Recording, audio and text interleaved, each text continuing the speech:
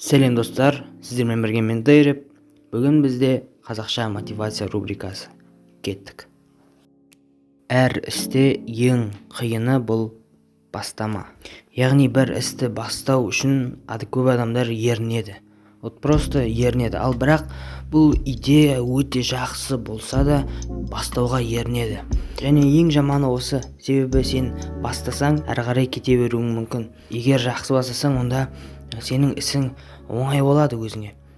Тек бастау керек. Бірақ жартысынан көбі просто бастамайды. Және өте жақсы идеялар просто идея болып қалады. Және ерінбеудің бір лайфхагы бар. Және мен бұл туралы осы видеода айттым.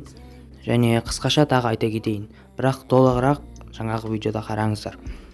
Қысқаша, сіздер бір бөлмеге кіріп, телефон ештеңе қолданбай просто отырасыздар сол бөлмеде. 2 сағат отырасыздар, 3 сағат отырасыздар, 4 сағат отырасыздар, просто ештеңе істемей бір точкаға қарап отырасыздар.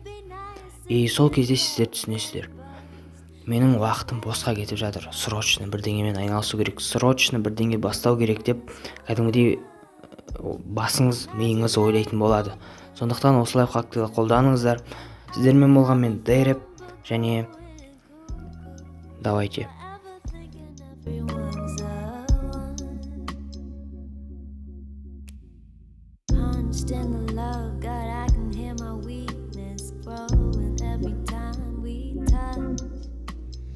There's an opportunity, I should know repercussions.